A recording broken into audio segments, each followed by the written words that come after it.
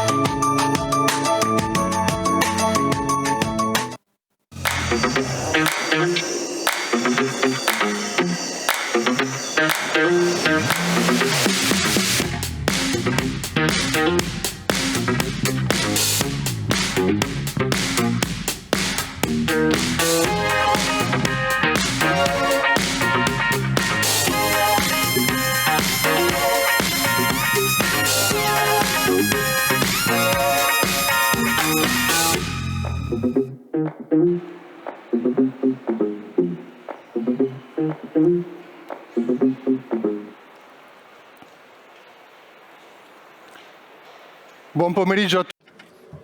Bon après-midi à tout le monde et bienvenue à cette rencontre qui se déroule le premier jour du 41e meeting. Je salue tout le monde, même ceux qui sont en train d'entrer maintenant et tous ceux qui suivent de l'Italie et sont connectés de l'Italie du monde.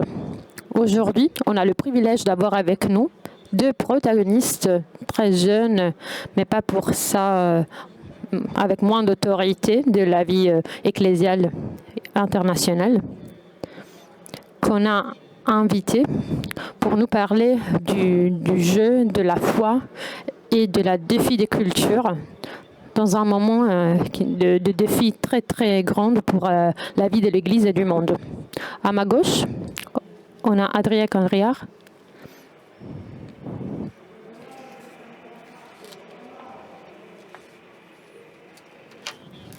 Et à ma droite,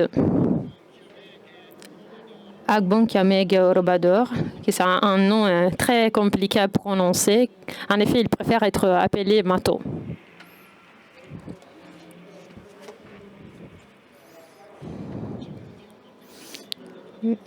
Il y a une raison particulière pour la gratitude qu'on a à regarder cette personne, car il y a quelques jours, ce n'était pas du tout évident qu'il pouvait être ici aujourd'hui avec nous.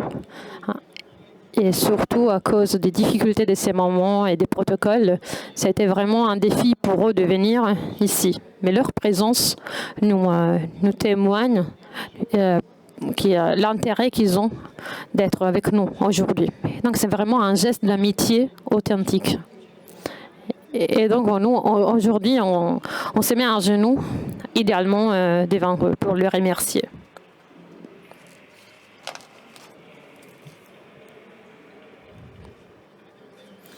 Le père Candiar est un père dominicain de Paris.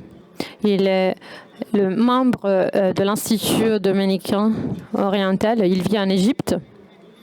Il est en première ligne dans la rencontre et le dialogue avec le monde musulman.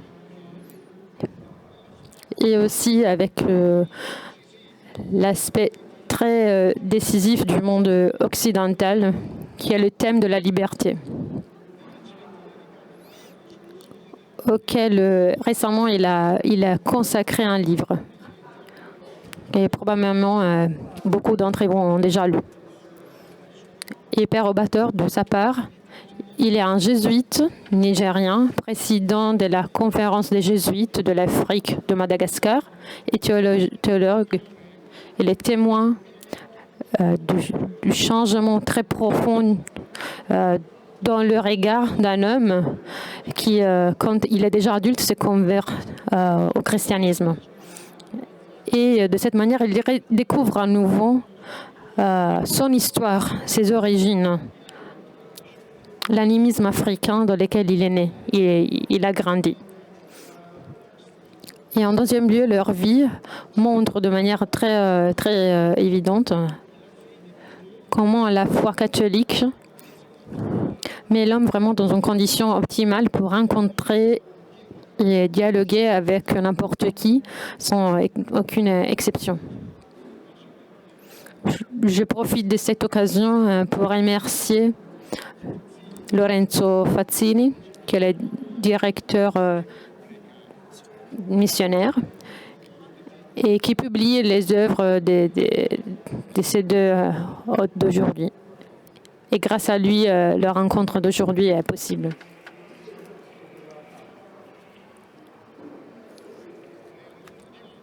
Dans le monde d'aujourd'hui, dans le monde occidental, mais désormais dans tous les contextes internationaux, on peut dire que la foi, et en particulier la foi catholique, elle n'est plus une mentalité partagée. Elle n'est plus un patrimoine accepté.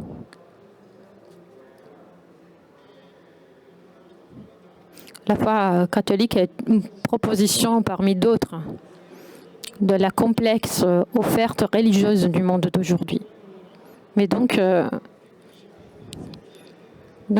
quelle conscience cela demande aux chrétiens comment on peut encore communiquer l'espoir que la foi engendre.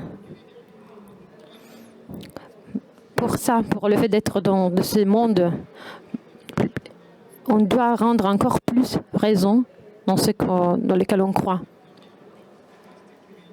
Car on n'a plus de contexte privilégié et on ne vit plus dans une société dans laquelle la foi est protégée. Bien sûr, on pourrait se plaindre, surtout pour le fait que les choses ne vont pas comme nous on a dans la tête. Ou on peut lire cela comme une opportunité, comme une occasion pour prendre conscience de la raison pour laquelle aujourd'hui on est et on reste chrétien.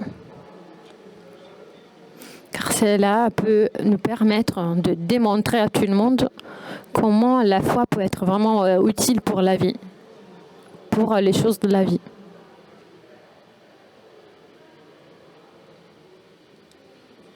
Mais la question, si la foi est encore quelque chose qui peut nous attirer, s'il a encore des chances aujourd'hui, dans le monde d'aujourd'hui, dans le monde pluraliste d'aujourd'hui, qui est si différent de pays et pays, de région à région.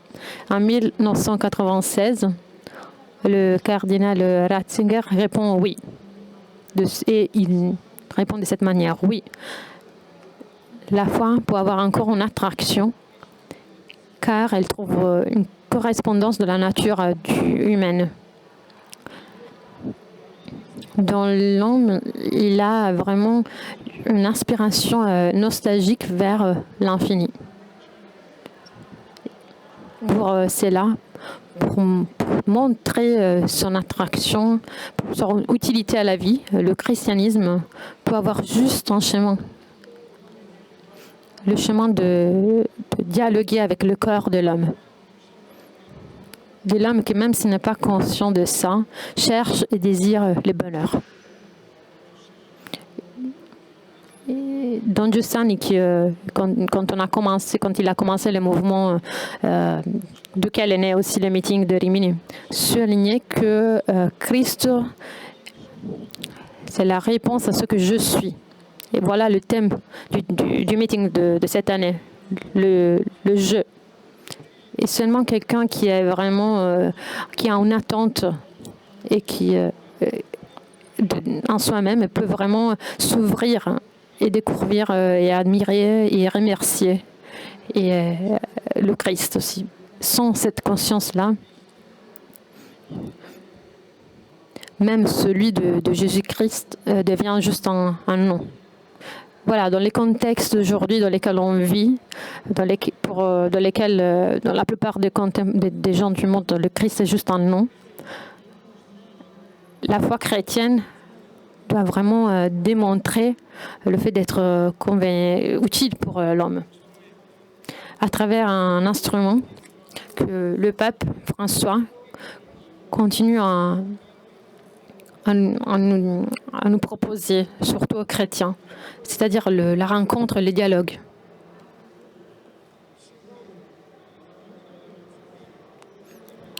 Toujours, le Ratzinger disait que la rencontre parmi les cultures est possible parce que l'homme, même si il y a des différences, il est juste le même, il y a juste un être.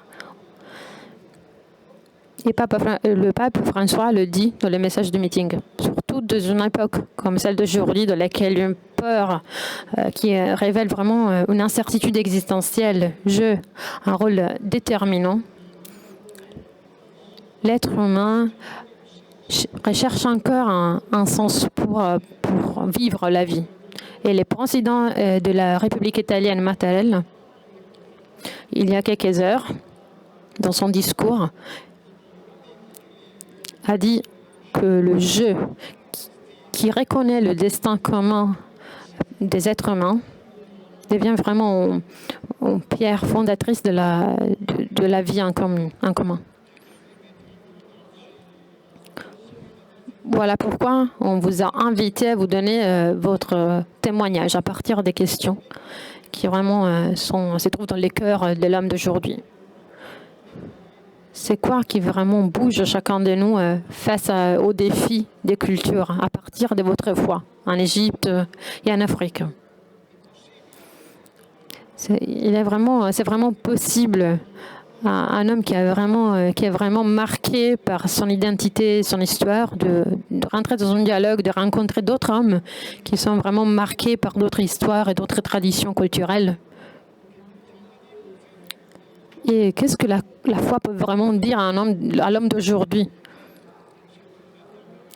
À un homme qui est vraiment marqué par l'âge de l'incertitude. Voilà, Padre Robador. Now, to understand my story of self, faith, and culture, there are two things you need to know about me. The first, I am Agbonkian Mary. I did not become a human being on the day I was born. Where I come from in my culture, when a child is born, until that child receives a name, that child does not belong to the community of the living. And so, my name, Agbonkian Mary, is what makes me human. Mon nom, c'est Agbonkian et cela me rend humain. Dans ma culture, le nom est très important parce que nous sommes liés les uns aux autres par nos noms. Si je ne peux pas vous appeler par votre nom, je ne peux pas reconnaître votre humanité. Je ne peux pas honorer votre dignité. Et à la fois, vous ne pouvez pas non plus reconnaître ou honorer les miens. Mon nom me donne les privilèges uniques de l'individualité. Cependant, mon nom n'est pas un mur. Mon nom est une porte. Mon nom est un pont. Ce n'est pas une barrière. Mon nom ouvre un canal pour rencontrer d'autres noms dans des relations ouvertes. La deuxième chose que vous devez savoir à mon sujet est qu'il fut un temps où je n'étais pas chrétien. Je suis né dans la religion africaine et me suis ensuite converti au christianisme. Ma mère était dévouée à la déesse de la mer, Olokun, qui portait de la prospérité et de la fertilité. Mon père fréquentait toutes sortes de cultes et de divinités, y compris Osanambwa, qui était le créateur de l'univers, le Dieu de Jésus-Christ. Avant ma conversion au christianisme, les chrétiens me traitaient avec mépris et ils me parlaient avec des noms vraiment bizarres comme fétichiste, idolâtre, païen, animiste. Leur rhétorique offensive était une attaque systématique contre ma spiritualité. Ainsi, lorsque je suis passé de la religion africaine au christianisme, on attendait de moi que je rejette mon héritage religieux. J'ai même reçu un nouveau nom, Emmanuel. Parce qu'à l'époque, le catéchiste a jugé que Agbognamege était païen et donc non digne d'un chrétien. Heureusement, j'ai choisi de ne pas abandonner mon héritage religieux africain. Comment aurais-je pu le faire? Comment pourrais-je nier les expériences religieuses qui ont défini toute ma vie, mon adolescence, le passage à l'âge adulte? Comme on dit dans la culture africaine, peu importe combien de fois un léopard traverse une rivière, il ne perd jamais ses taches. Aujourd'hui, je suis un fier enfant de deux univers.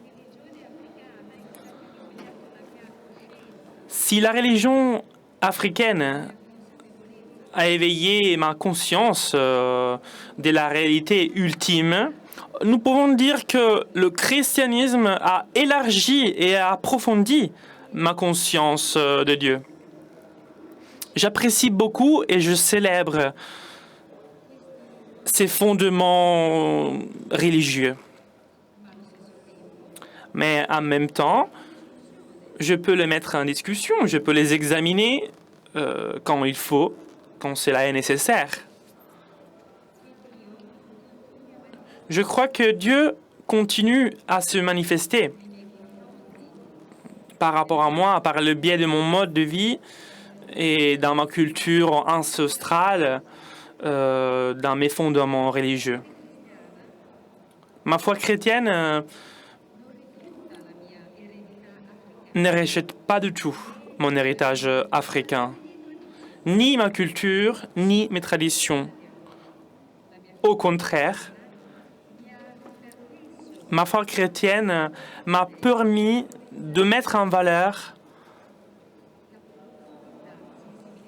la profonde sensibilité religieuse de mes ancêtres.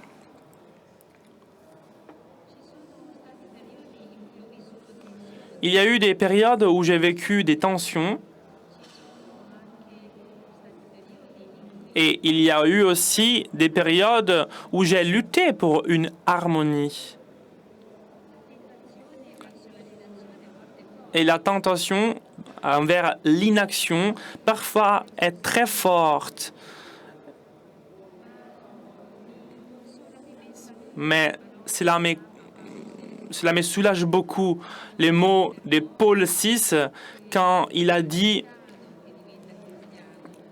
que l'Africain qui devient chrétien ne se réunit pas lui-même, mais au contraire, reprend les valeurs séculaires de la tradition en esprit et en vérité.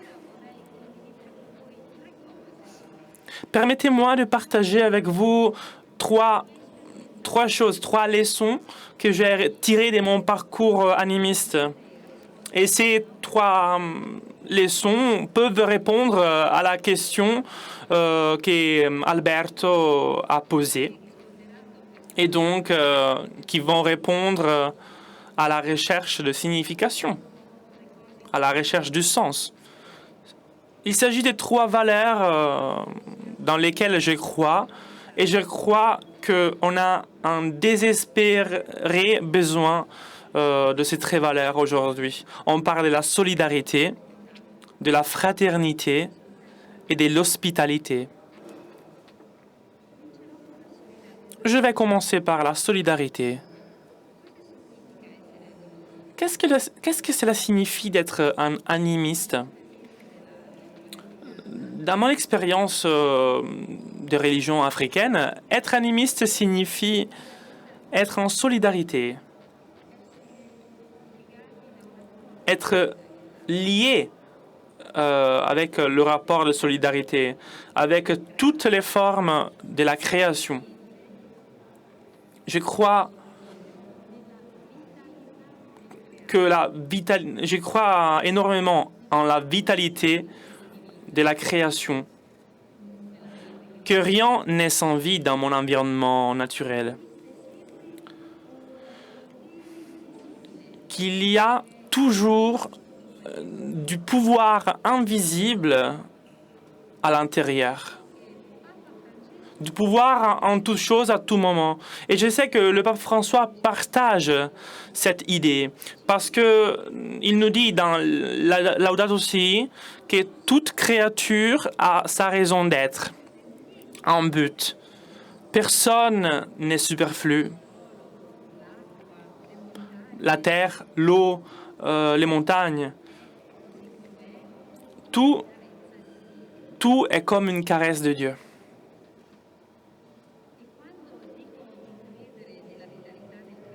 Lorsque je fais profession de croire en la vitalité de la création, j'accepte aussi le devoir moral de protéger et de soigner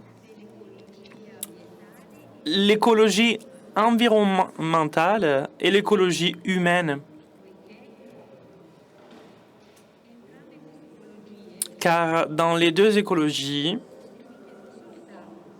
on a non seulement la matière, mais aussi l'esprit. Il y a donc un lien vital entre elles. La religion africaine, comme le christianisme, reconnaît que la création est un merveilleux don de Dieu.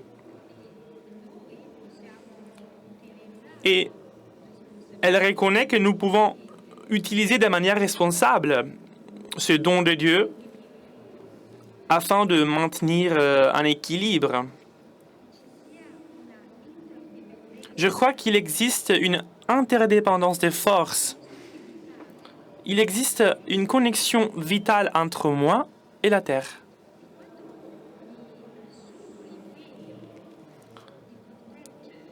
Lorsque j'assume le devoir de protéger et de préserver la Terre, en vrai, je ne rends pas service à la Terre. Pas du tout. Je me sauve et je sauve mon monde. Je ne peux me sauver qu'en sauvant la Terre.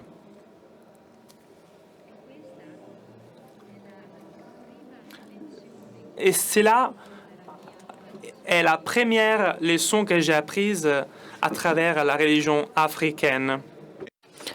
La deuxième chose que j'ai apprise de mon expérience religieuse est ce que le pape François appelle la fraternité. Probablement, vous aviez lu son encyclique Frères tous. En Afrique, nous l'appelons Ubuntu. Et comme pape François dit que chacun de nous est pleinement une personne quand il fait partie d'un peuple. Et en même temps, il n'y a pas de peuple sans le respect de l'individualité de chaque personne. Il parle de Ubuntu. Il dit Umuntu d'Ubuntu Gabantu, qui signifie une personne est une personne à travers d'autres personnes. Je suis parce que nous sommes, parce que les autres sont. En d'autres mots, je suis parce que nous tous sommes. Donc, vous pouvez voir que le concept de Ubuntu est au centre de la religion et de la culture africaine. Et il donne la possibilité de l'inclusion de la communauté, du dialogue et du respect. En tant que chrétien africain, je crois en la culture de Ubuntu et donc de la primauté de la relation humaine. Selon la vision du monde de Ubuntu, le courage de dire « je » ne doit pas me transformer dans une conscience isolée. Le courage de dire « je » signifie que je dépends d'autres personnes. Et mon existence et mon humanité peuvent avoir du pouvoir grâce à l'interaction avec d'autres personnes. Le fait d'être des êtres humains signifie être vraiment engagé et ouvert aux autres, aux autres. Car mon humanité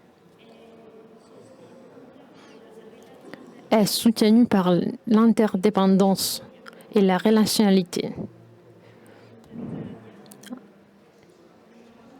En Tanzanie, nous disons que les montagnes ne se rencontrent pas, mais les gens se rencontrent. Dans ce sens-là, Ubuntu est une culture de l'ouverture envers les autres. Le fait de dire que je suis car nous sommes signifie vraiment embrasser un univers de relations qui est infiniment ouvert et qui inclut et inclusif. Dire « je suis » parce que nous sommes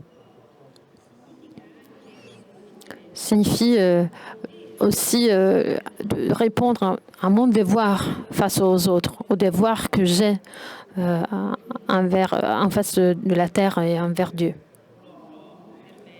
Donc pour moi, aujourd'hui, encore plus que jamais, on a vraiment besoin de cette vision qui unifie, de cette vision de Ubuntu qui unifie. Vraiment pour unir encore le tissu de notre humanité. La troisième chose que j'ai apprise de mon expérience africaine est l'hospitalité. Si je suis devenu chrétien, c'est en partie grâce à la culture de la hospitalité. La religion africaine a accueilli le christianisme et l'islam en Afrique.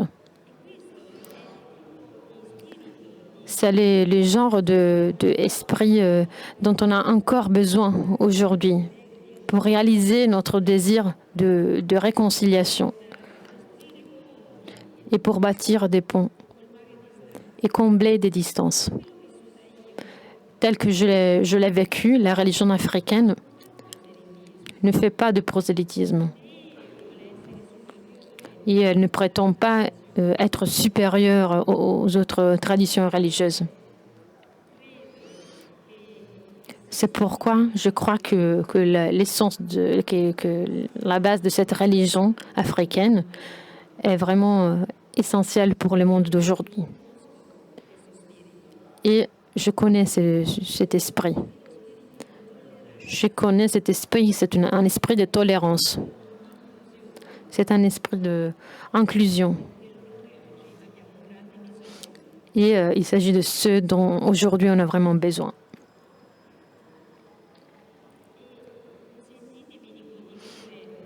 Et si vous me permettez de partager des mots inclusifs comme des millions d'Africains, moi aussi, j'ai fait une transition de la foi de mes ancêtres à la foi chrétienne. Et cela n'a pas été un voyage, un chemin facile. Mon voyage continue. Je suis encore en voyage, je suis en pèlerinage, car ma foi, en tant qu'Africain, est un mode de vie. Et c'est une manière d'être. Et ce n'est pas un ensemble de credos, des doctrines, des dogmes.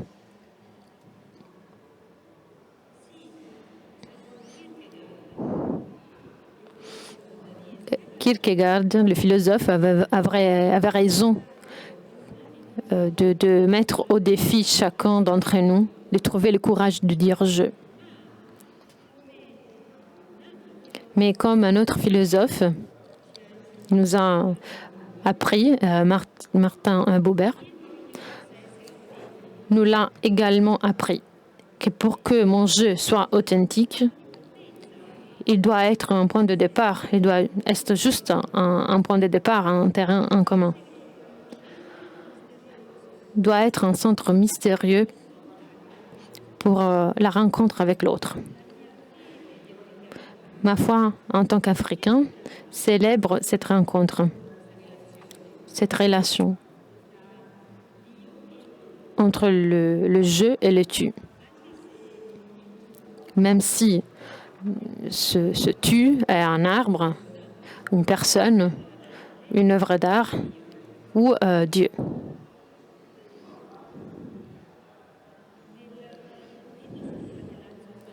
Dans le document sur la fraternité humaine, le pape François et le grand imam Ahmed Letayeb nous enseignent que la foi conduit les croyants à voir dans l'autre un frère ou une sœur, à soutenir et à aimer.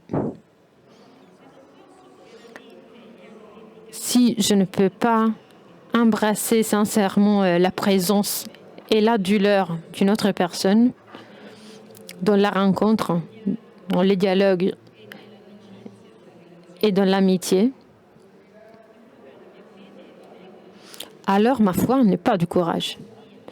Elle est de la lâcheté. Ma foi n'est pas de sacrifice. Elle est de l'égoïsme. Comme le pape François nous a appris, nous avons besoin d'un mouvement des personnes qui savent que nous avons besoin les uns les autres, qui aient le sens des responsabilités envers les autres. Et donc, d'après moi, le courage de dire « je » est le courage de rencontrer mes sœurs et mes frères. C'est ce type de rencontre qui est humanisant et qui transforme.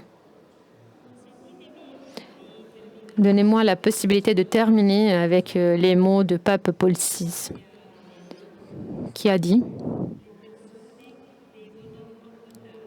Les gens doivent se rencontrer. Les nations doivent se rencontrer en tant que frères et sœurs, en tant qu'enfants de Dieu. » Dans cette compréhension mutuelle et cette amitié, dans cette communion sacrée, nous devons continuer à travailler ensemble pour construire un avenir en commun, l'avenir de l'humanité. Et je crois, en étant aujourd'hui ici, que cet avenir est possible. Il peut se réaliser. Et afin que cela arrive, il doit se baser sur la solidarité, sur la fraternité et sur l'hospitalité. Que cela puisse être notre croyance à Rimini et dans le monde. Merci.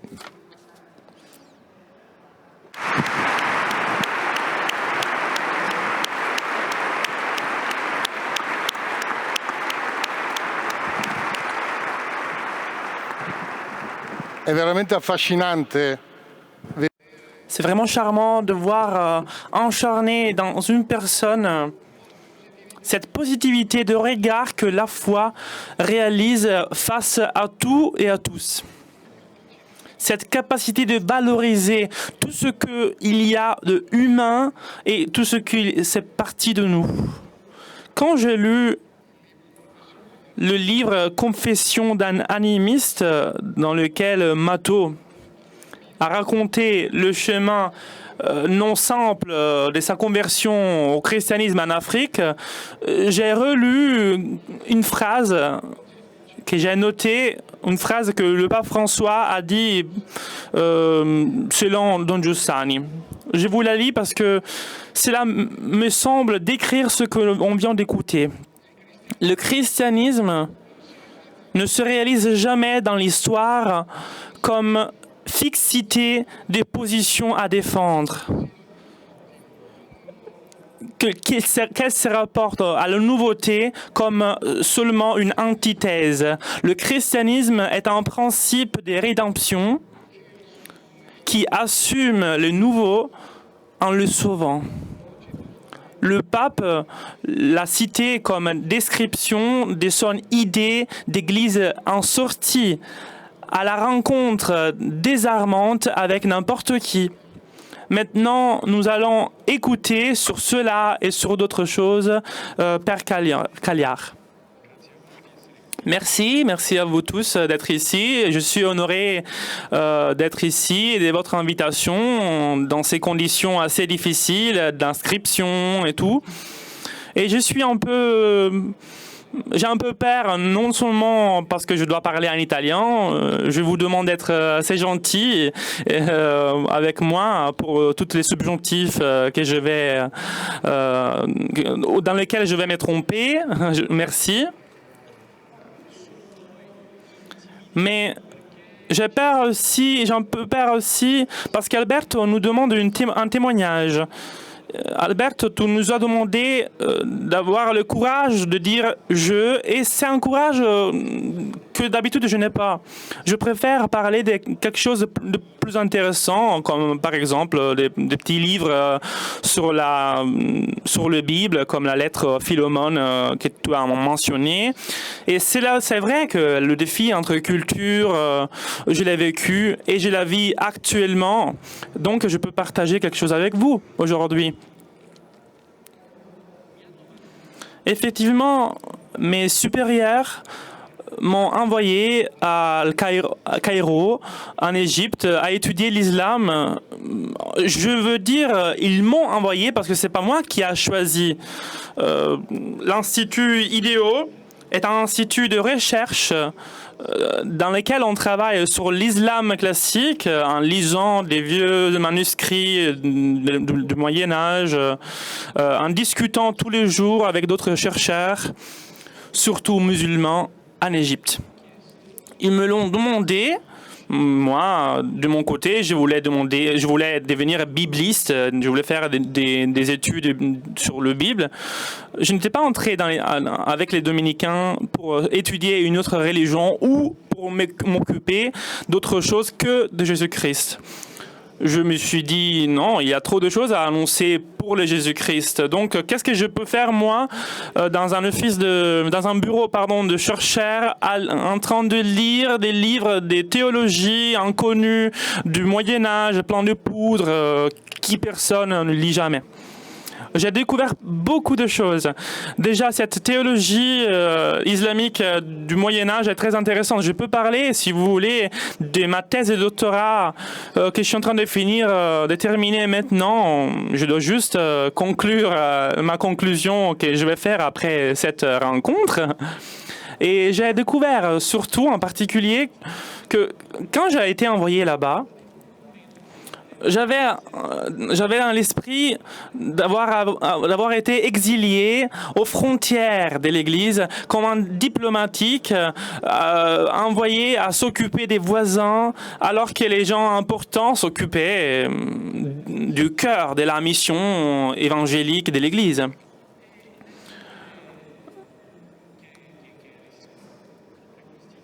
Et entre toute la poussière de ces livres, j'ai découvert mon erreur sur tout cela.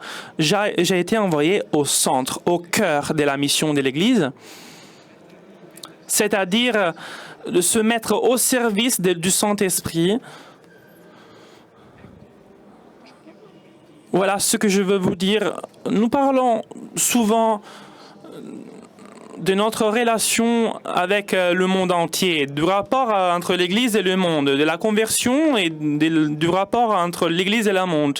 À mon avis, on a une vision erronée quand on pense ça. Quand on pense ce qu'on doit dire au monde, ce n'est pas intéressant. Nous sommes, comme des chrétiens, au service d'une autre conversation. Non pas notre conversation, mais le dialogue ancien, éternel, entre Dieu et le monde.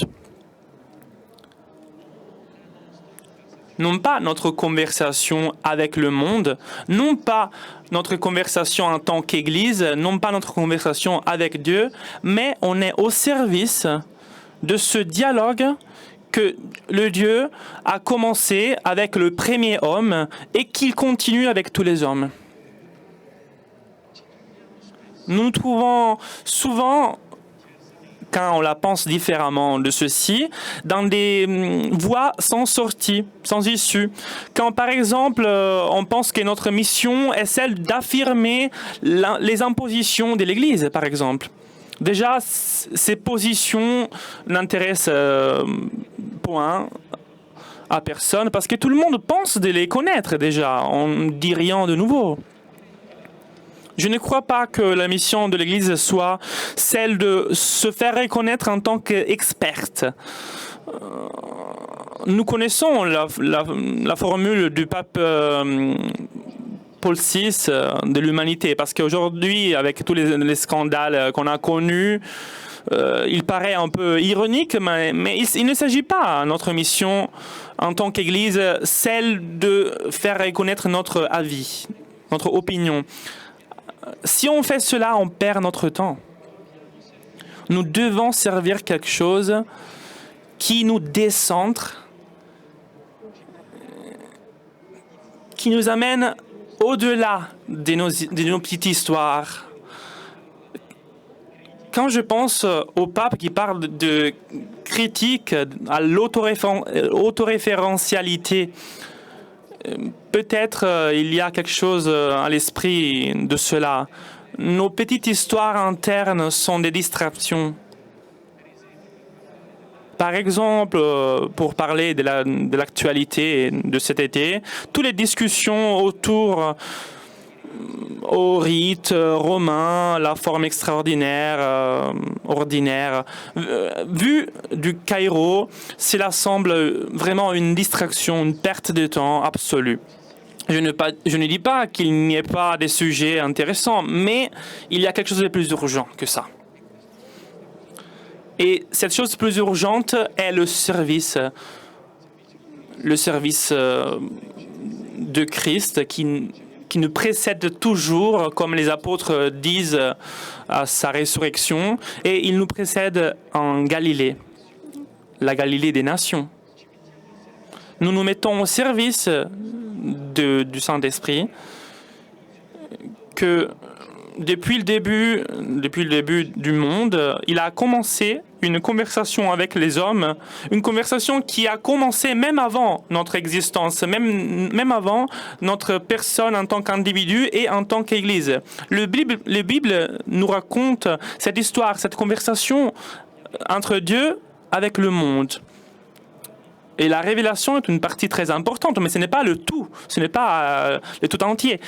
Dieu garde cette conversation à travers les expériences individuelles, expériences singulières de tous les hommes, parce que Dieu s'intéresse à tout le monde et il trouve la manière de parler avec tout le monde. Mais il ne le fait pas seulement à travers les individus, mais il le fait, comme Jean-Paul II le disait, il le fait à travers les sociétés et les religions aussi. Il peut nous sembler bizarre, étrange. Comment Dieu pourrait parler aux gens à travers non seulement leurs sentiments personnels, mais aussi à travers leur religion?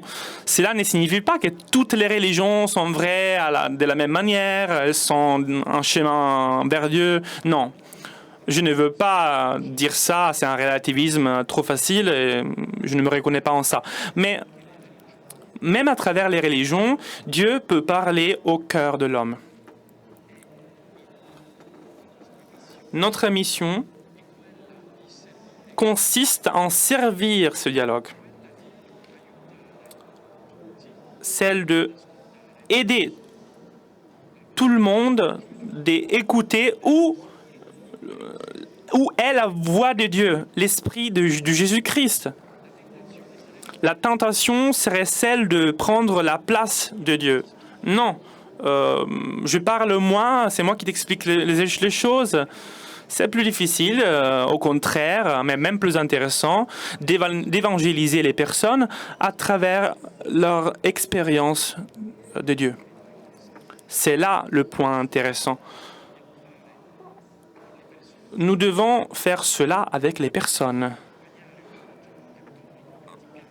En les accompagnant, en accompagnant des chrétiens pratiquants, avec notre rôle pastoral d'accompagnement, on doit faire comme ça.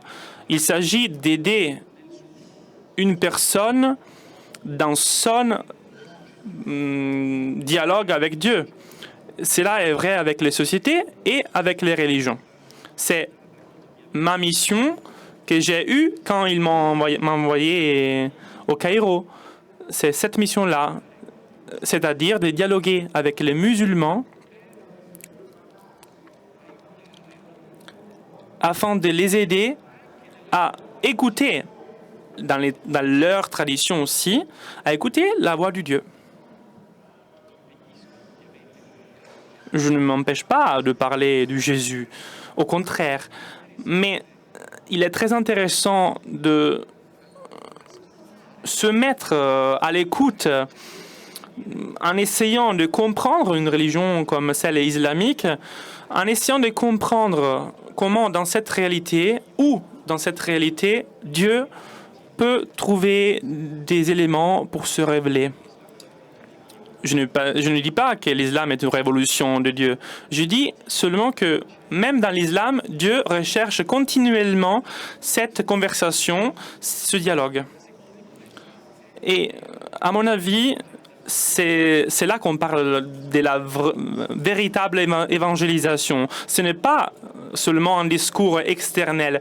On est bien d'accord quand tu disais qu'il n'y a pas une opposition entre ta vie précédente et ta vie actuelle, donc ta vie dans la culture africaine et de la vie des chrétiennes. C'est ta vie d'avant qui t'a amené à ta vie actuelle, ok? On est d'accord sur cela. Il s'agit d'évangéliser, d'amener de l'avant ce dialogue avec Dieu qui a déjà été commencé. C'est pour cela qu'une théologie qui pourrait opposer l'annonciation de la foi et le dialogue interreligieux serait faux, serait pas juste. Parce que si le dialogue est bien compris, ce dialogue est une véritable œuvre d'évangélisation. Quand on parle de musulmans, nous sommes face à une difficulté assez particulière. Parce que l'islam n'est pas seulement une autre religion née dans une autre culture, je ne sais pas quoi, comme par exemple les religions africaines ou d'autres religions qui n'ont rien à faire avec le christianisme. Clairement, l'islam, à partir même de sa naissance, s'oppose directement à quelques éléments du christianisme qu'on ne peut pas considérer que des détails, comme par exemple la Trinité ou la rédemption, la résurrection.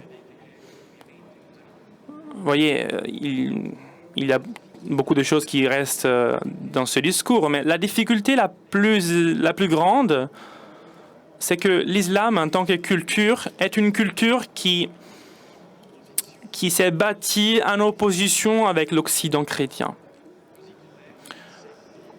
Ainsi comme l'Occident chrétien s'est construit en opposition avec le monde islamique, vice-versa. Et c'est dans cela où les cultures ne deviennent plus une chose qui peut se connecter entre les cultures, mais un véritable obstacle. En Europe, probablement, sans doute en Italie aussi, beaucoup de personnes se sont menacées par l'islam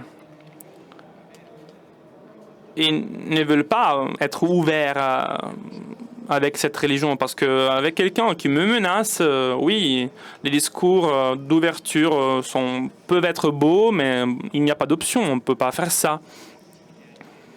Et peut-être vous ressentez même en vous, quand vous y réfléchissez, peut-être en vous, vous ressentissez ce menace du monde islamique. Mais essayez d'imaginer, de dire à un Égyptien musulman, vous, le musulman, vous nous menacez. Qu'est-ce que, à votre avis, il va nous répondre? Il va répondre, pardon, vous vous sentez menacé parce qu'il y a des armées musulmanes qui font des interventions dans vos pays? Non. Parce qu'il y a beaucoup d'armées occidentales qui sont dans le monde oriental. Vous vous sentez menacé d'un point de vue culturel? Parce que quand vous allez au cinéma, vous allez voir des films arabes alors? Nous, en Égypte, on regarde Batman, je ne sais pas, le dernier James Bond. Nous allons voir la culture occidentale aussi. Et donc, alors, pourquoi vous vous sentez menacé? Vous devez vous habiller à l'oriental? Non. Nous, en Égypte, nous devons nous habiller de manière occidentale. Je dis cela non pas pour dire c'est eux les pauvres menacés et pas nous, mais c'est pour dire que ce sentiment de menace est bien partagé entre les deux mondes, à savoir le monde occidental et le monde islamique. Nous nous retrouvons entre deux petites cités qui se regardent avec méfiance, et cette méfiance est un obstacle terrible pour l'annonciation du Christ. Pourquoi? Parce que l'évangélisation n'est pas seulement un point d'arrivée avec des sujets, des bons sujets. Il s'agit de faire rencontrer Jésus-Christ. C'est la difficulté dans la situation que je viens de décrire. Et la difficulté, c'est que Jésus-Christ peut apparaître à des personnes, à des bonnes personnes du monde islamique, comme le drapeau de leurs ennemis, le drapeau de ceux qui veulent leur destruction. Et dans cette nation, une vraie évangélisation devient donc plus ou moins impossible. Quelqu'un ne peut pas se laisser toucher par le visage du Christ quand ce visage est défiguré. Donc, dans cette situation, qui correspond à notre situation, il y a une seule stratégie, à mon avis, une seule convenable stratégie, si je veux le dire. Si nous voulons évangéliser, si nous voulons parler du Christ à une culture si différente de la nôtre, comme la culture islamique, la stratégie est celle de sortir de notre cité menacée, de nos frontières. Et cela est ce qu'on essaie de faire à notre niveau à Cairo. Et à mon avis, on devrait le faire à notre propre niveau, même de manière intellectuelle, mais il y a aussi d'autres manières de le faire. Et c'est-à-dire celui de se comprendre, de nous comprendre, mais clairement on dit des choses différentes entre chrétiens et islamique et musulman. Mais le respect commence quand je peux accepter que tu crois à une autre chose que la mienne. Oui, ça va, on ne doit pas se disputer pour cela.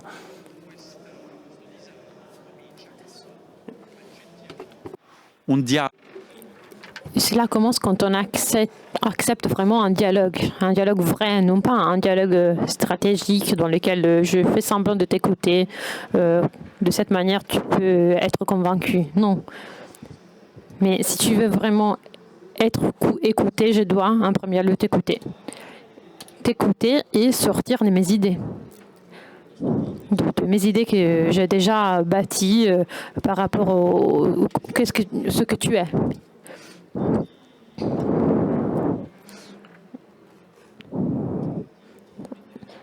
Et pourquoi tu es en train d'essayer de changer mes idées? Nous devons faire ce premier pas, de dire oui, je viens sans armes, même sans armes intellectuelles. Je viens et je partage ma foi. Le vrai courage de dire « je » est celui-ci. Ce n'est pas de dire « moi je représente le christianisme et je vais te présenter toutes les idées sur la Trinité à partir de saint Thomas d'Aquino et tout ça. » Non, je viens pour te dire « je », pour te dire « moi je crois en ça ». Cela fait peur. Pourquoi? Parce que peut-être tu auras des idées meilleures. Tu pourras peut-être te moquer de moi. Si j'ai le courage de dire « je crois en ça », mais le vrai dialogue se fait seulement à partir d'un être humain face à un autre être humain. On se trouve à avoir les mêmes difficultés. Comment je fais moi pour vivre? Moi, que je suis chrétien, comment je fais pour vivre dans ce monde qui est vraiment absurde? Je l'ai fait avec Christ. Je t'ai dit, moi, qui est le Christ pour moi?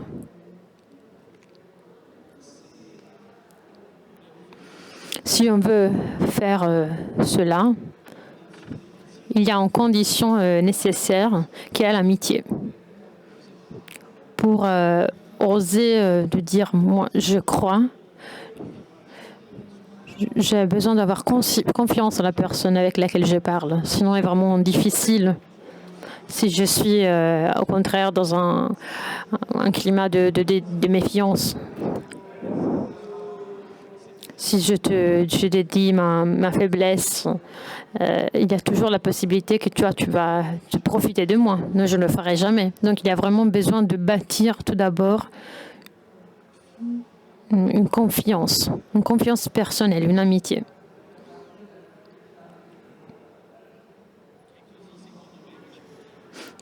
C'est seulement de cette manière qu'on peut se retrouver en service de cette rencontre.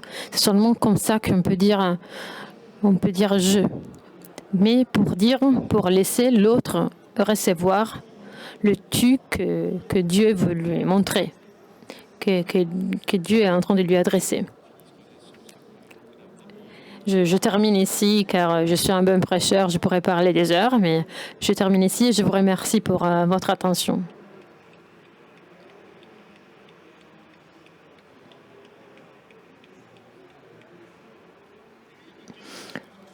Et nous, on continuerait à vous écouter, mais vraiment frappant, émouvant de pouvoir t'écouter, te parler de la mission des chrétiens aujourd'hui. Non pas comme un effort, une tentative de convaincre l'autre de ses propres idées, mais aider l'autre à écouter la voix de Dieu dans sa propre expérience. Mais quelle confiance il faut avoir dans le cœur d'une personne pour vraiment accepter ces risques, car ce n'est pas un mécanisme, il n'y a rien d'automatique dans cela. Car si le dialogue n'est pas tout d'abord entre moi et l'autre, mais entre moi et le mystère, alors je ne peux pas le dominer, je ne peux pas le contrôler. Mais je dois être certain. Je dois être certain que le cœur de l'autre, chrétien ou ne pas chrétien, musulman ou ne pas musulman, est habité du mystère. Le cœur de l'autre est fait. Et comme disait Giussani, qui utilisait une expression créée par lui, moi je suis, tu qui m'es fait. Pour souligner que tout ce sur lequel l'homme se fonde ses bases est sur ce rien. Et comment même les relations dans le monde pourraient changer si cette méthode commençait à agir parmi toutes les personnes. Il nous reste quelques minutes, donc je voudrais vous poser une question. Vous avez déjà dit quelque chose, mais je voudrais une autre contribution finale sur le titre du meeting, à partir de cette question, à laquelle le pape fait référence dans son message, en soulignant la référence à Don Abbondio de Manzoni, que le courage, une personne ne peut pas le construire, se le donner lui-même. Mais donc ma question est où un homme d'aujourd'hui ou une femme d'aujourd'hui, dans ce contexte-là, que vous avez décrit et que tout le monde a dans la tête, dans l'esprit. Où et comment un homme et une femme de nos jours peut vraiment trouver le courage de dire je sans céder à la peur. Mato. Merci.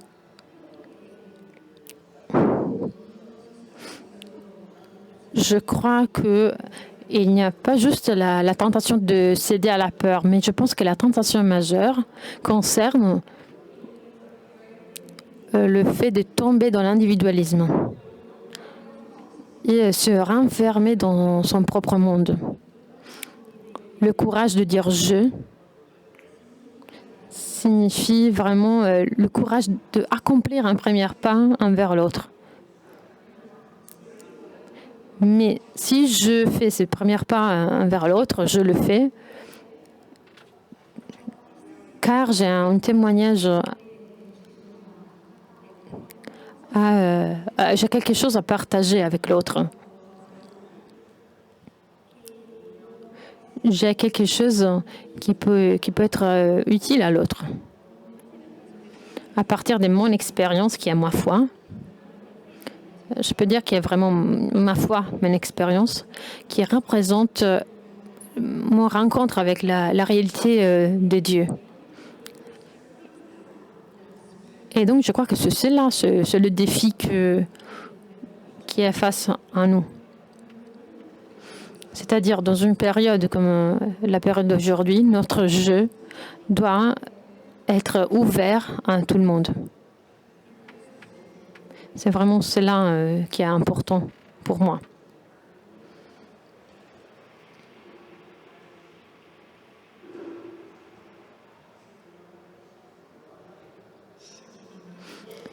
D'après moi, cette peur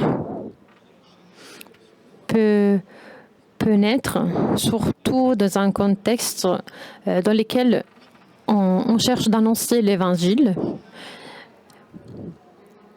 Et elle peut naître de la difficulté de dire « je » et juste « je ».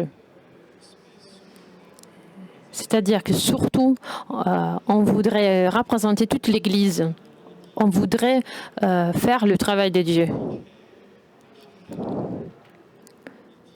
Il est difficile de laisser le dialogue entre le mystère et l'autre personne sans vouloir prendre la place de Dieu. Mais tout se trouve ici. Le fait de ne pas vouloir prendre la place de Dieu. Souvent, on pense que Dieu ne fait pas son travail. Il ne s'occupe pas de communiquer l'Évangile et donc je dois le faire à sa place. Je dois l'aider. Souvent, on pense d'avoir cette responsabilité impossible. Et bien sûr, c'est cela qui provoque la peur. Quand je pense que le succès, la réussite dépend de moi, que je dois amener les gens à croire en Dieu, alors je me donne un devoir qui est vraiment impossible. Et cela m'empêche de faire ce que vraiment je peux faire. C'est-à-dire le fait de prendre la place de Dieu m'empêche d'être moi-même et de faire ma part, de faire ce que je peux faire. Je pense que c'est vraiment important pour chaque chrétien de se rappeler toujours que la place de sauveur du monde est déjà prise. Il est déjà occupé.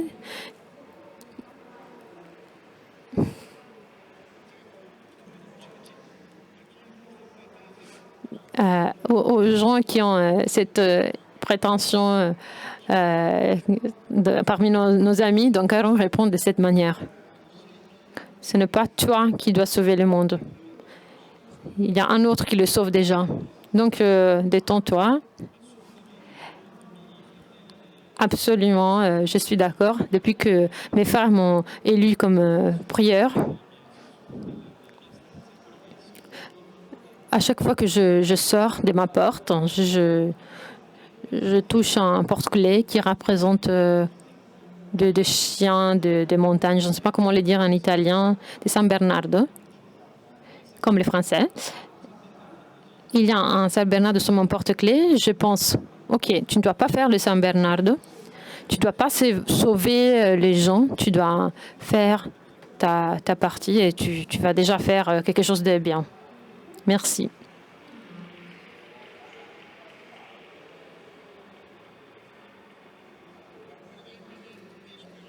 Tu vois, cela nous donne vraiment de l'espoir de voir des jeunes gens qui sont si mûrs dans l'espérance de la foi et qui nous donnent le témoignage de la contribution que vraiment, à travers de chacun de nous, la foi peut donner quelque chose de grand à la vie d'aujourd'hui. Si on a le regard fixe où ces deux gens ont les regards. Le pape dit, le rencontre avec Christ élargit l'horizon de l'existence. Cela lui donne un espoir solide qui ne déçoit pas.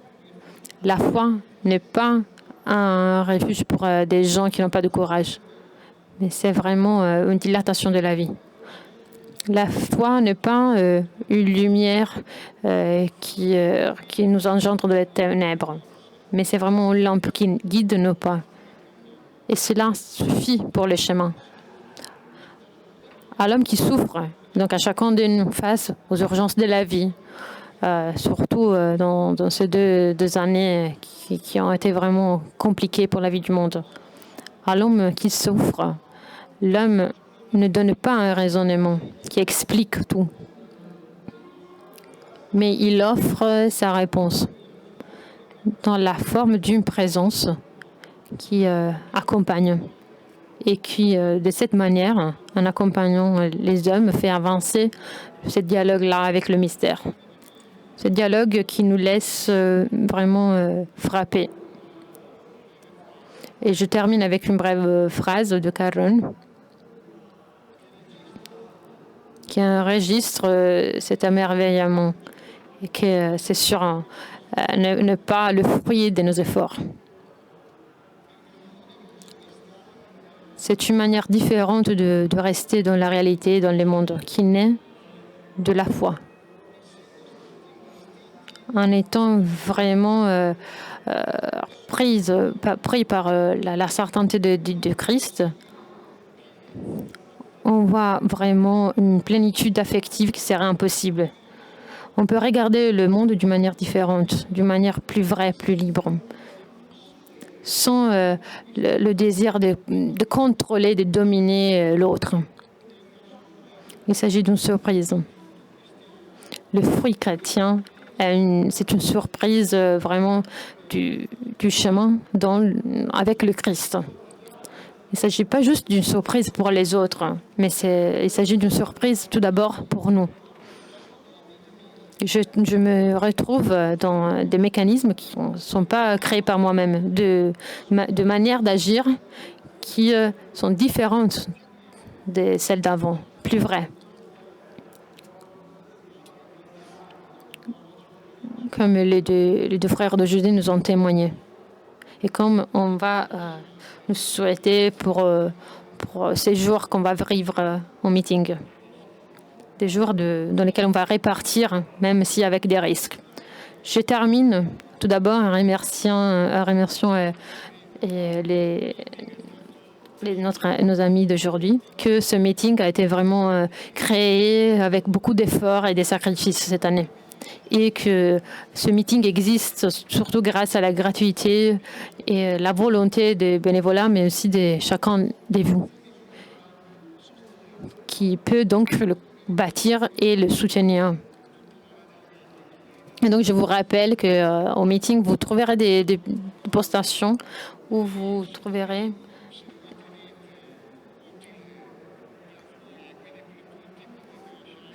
où vous pouvez laisser une contribution pour donner la possibilité de soutenir le meeting. Merci et bon après-midi à tout le monde.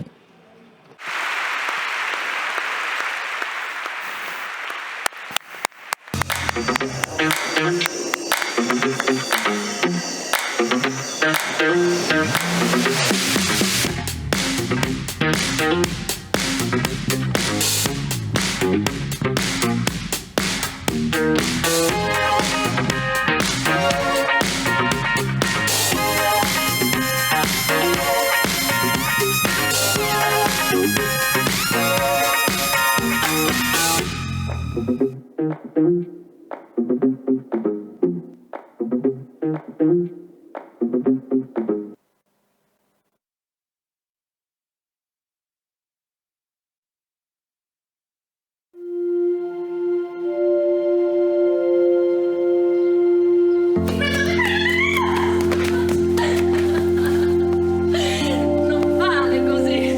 Sei... Vuoi volare? Vedi che ci stai? Lasciate le mani. Lasciate.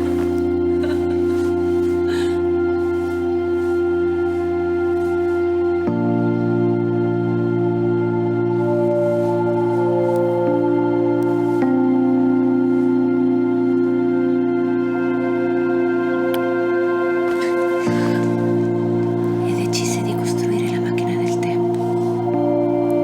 L'astronauta comprese che l'unico modo per rincontrare i suoi cari era costruire una macchina del tempo. Poteva in questo modo tornare 100 anni prima per incontrare i suoi nonni e farsi raccontare i segreti del suo viaggio. In tutti i viaggi nello spazio che lui era riuscito a fare, non aveva mai incontrato gli esseri e le meraviglie che gli avevano raccontato.